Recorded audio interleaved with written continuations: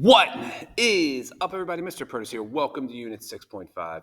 We are doing China after Mao Zedong. If you forgot who Mao was, Mao is the leader of China, takes over as the Communist Revolution happens, tries to industrialize the country with a 5-year plan with something called collectivization, where they put all the farmers together to work on one piece of land, like a big group project. Both of them fail miserably. Mao dies in the late 1970s. If you really care about this stuff, he was in power from the mid 1940s, so 30 plus years he's around. His policies really total failure. A lot of people die. He does create communism in China, and that was one of his goals. So I guess in that case, he's successful. But everything else, not so much. He dies in 1978, 79, and a new leader takes over. And this is our man, the new guy. He's the leader throughout most of the 1980s and 1990s. His name is Deng. That's his familial name or his last name, because in China, the last name is the first name is last name. So his name is Deng. So we refer to him just as Deng. It's not like, just someone's first name like Drake. So his name is Deng Xiaoping, and Deng Xiaoping is going to take over, like I said, after Mao is out of, after he dies. And really, just a reminder, Mao is a communist economy. It's totalitarian. And by communism under Mao, communism means that the government has full control over everything. They decide how much to produce, what to make, who can open a business, and the government pretty much owns those businesses, and then is supposed to share the profits with everyone else. But it doesn't work. It's not successful. So Deng comes in the late 1970s, so he's the leader in the 80s, and he is going to allow for more capitalism. And I say this, and I want you to try and process this as much as you can right now. And when I say more capitalism, I mean people can open a business, they can invest in businesses, they can make as much money as possible and save their money. That is capitalism. Our goal in the United States as a capitalist country and a capitalist people is to try and make as much money as we can, and then to pass that money on to the next generation so they don't have to struggle as much and blah, blah, blah. It's this constant cycle. So in China, under Deng, they are going to allow for more capitalism, which means people can own their business in China. The government doesn't own a business. You can open any business you want. You want to open a landscaping business, you open it. You want to open up a plumbing business, you open it up. You want to open up a business that makes little parts, open it up. You want to open up a business that makes NBA uniforms or shirts, you open it up, and you can do anything you want in that sense and to make a profit.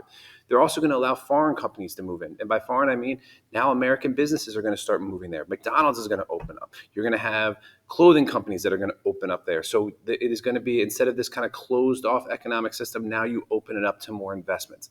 And this 1000% works. And it's kind of one of the things that people point to a lot, that communist economies tend to struggle and capitalist economies don't. And this is a perfect example, because if you look here on this chart, this is known as the GDP, gross domestic product.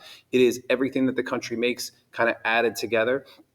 And if you look at the gross domestic product of China under Mao, it really kind of stays pretty much the same. And then under Deng, you see this huge, which doesn't look like it on here because this chart goes all the way up to here, but it goes from here to here, which more than doubles. And then this is what it did after Deng. So it's very successful. They're going to focus on what Deng calls the 4 modernizations. We are going to focus on improving agriculture.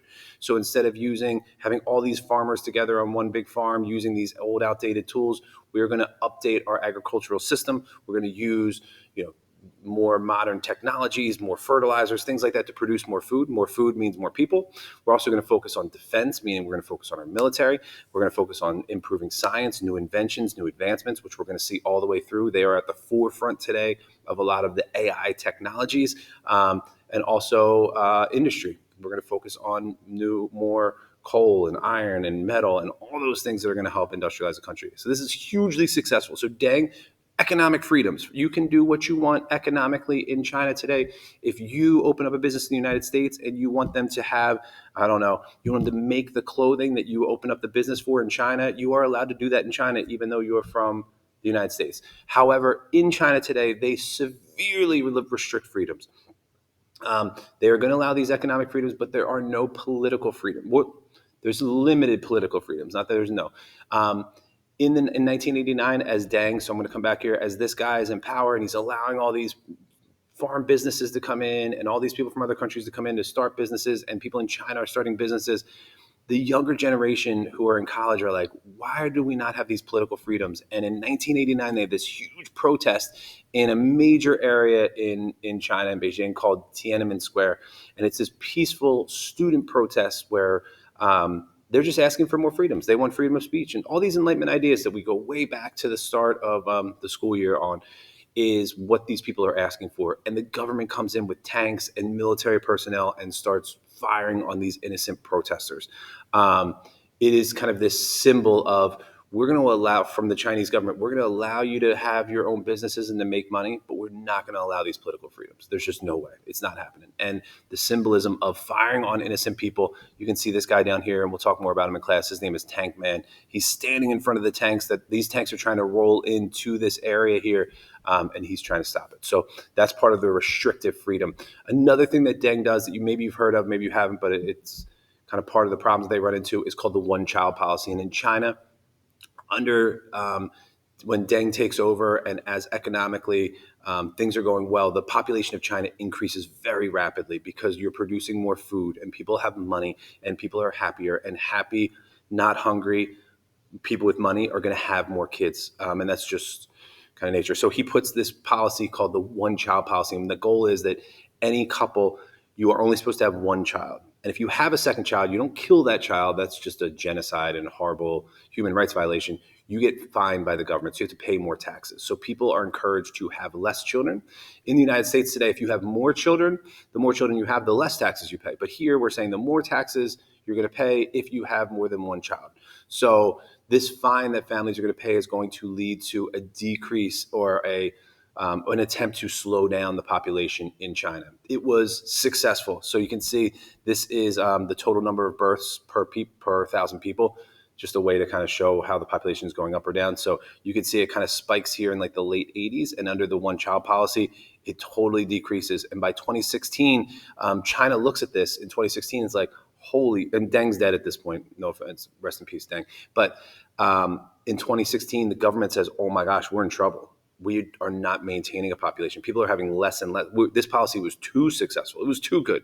And now we've gone from like 25 births per 100,000 people, and we're all the way down to like 8 or 9, and it's trending downwards. And it's not good to have a old population and not enough young people to fill those jobs, which we'll talk about later. But they reversed this, so now they have a two-child policy where they want people to have more kids to replenish, sure, the population. One last piece of this, and this is kind of like a current, as we get into more units here, we're going to get, or more topics here, we're going to get into current event stuff. This is the current leader of China. His name is President Xi. He has been in power for, he just was elected, or he's in his third term of a 5-year term. He's probably going to be in charge or president for the rest of his life until he dies. He has totally transformed. He took what Deng did and took it to the next level. As I'm sure you're very well aware today, a lot of our products in the United States come from China. They are made in China. A lot of the major warehouses, like the warehouse stores like Walmart and Amazon and Target, they get a lot of their products from China. So those Chinese factories are making the products, making this Under Armour shirt. It is then coming to the United States for cheaper because they pay wages less in China than they would in the United States. So economically, they're in pretty good shape. They're one of the strongest economies in the world today, and they are getting industrialized. They are probably considered an industrial power today. However, there are still restricted freedoms today. There is mass surveillance of the Chinese people. There are cameras everywhere in China. They are in the process of a lot of AI technologies where they do facial recognition. So as you're walking down the street, immediately your face is recognized and you are put into the database to make sure you're not wanted for a crime. If you're doing something you're not supposed to be doing, for example, like jaywalking across the street in some areas of China, they will tag you and say, hey, Rupertus, you were tagged jaywalking, so you have to pay a higher rate on a loan, or we're keeping an eye on you, whatever the case might be, that there is less surveillance. There's also no freedom of speech.